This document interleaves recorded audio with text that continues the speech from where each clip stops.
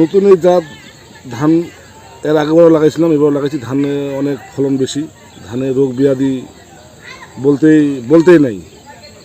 যে অন্যান্য ধানে ওই যে কারেন্ট পোকা সেটাতে আসে না। ধানটা খুবই ভালো জাত। যদি এটা আমাদের বীজ সঠিক সময় পাই, এটা পরবর্তীতে আমরা আরও লাগাবো। একটা ভালো জাতের ধান এটা। 6 বিঘা 33 শতকের বিঘা, 33 শতকে আমাদের প্রায় 30-35 মণ ধান আছে। আর বর্ষার আগে কাটা যায়, সময় অল্প লাগে। এই দিক দিয়ে বেশ ভালোই ধানটা। আগে তো ভাই অন্য অন্য ধান চাষ করছি, এবার এজে 64-53 ধান আসছি। এই ধানের রেজাল্ট খুবই ভালো।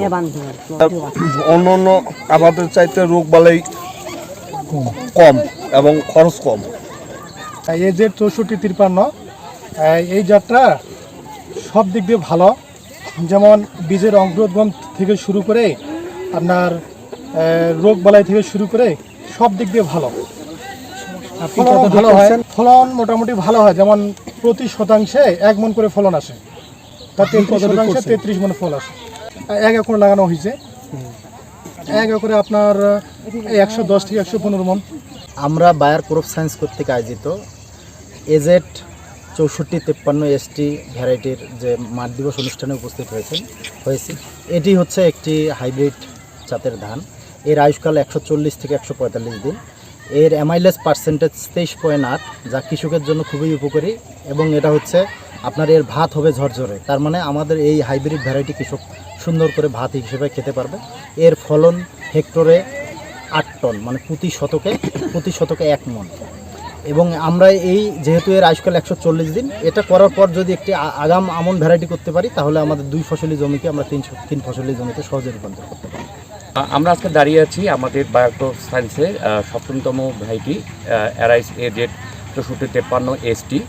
এই ধানটি মূলত বিএলবি এবং ব্লাস্ট রোগ প্রতিরোধী, এবং এই ধানটি ব্লাস্ট এবং বিএলবি রোগ প্রতিরোধী হওয়ার কারণে কৃষকের খরচ অন্য যে কোনো ধানের তুলনায় কিন্তু অনেক কম।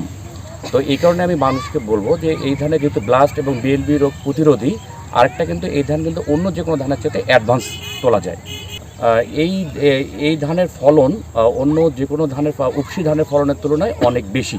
উপসি ধানের ফলনের তুলনায় এই কারণে বেশি বলবো, এখানে যদি দেখা যায় প্রতি গোছায় আমাদের শীষের সংখ্যা অনেক বেশি, এবং প্রতিটা শীষের দানার সংখ্যা নিয়ার অ্যাবাউট 280 থেকে 320-এর মতো ফলন পাওয়া যায়, এবং মানে অ্যাডভান্স কাটাও যায় আর কি, এবং বিএলবি এবং রোগ ব্লাস্ট রোগ প্রতিরোধী।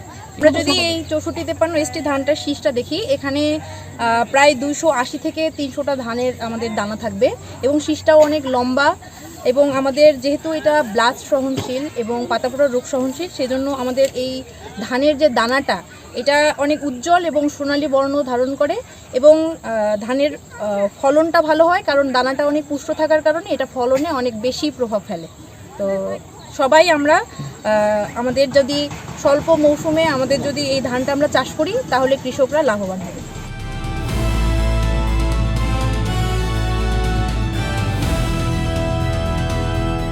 দিনাজপুর টিভি, মানুষের জীবনের কথা বলে।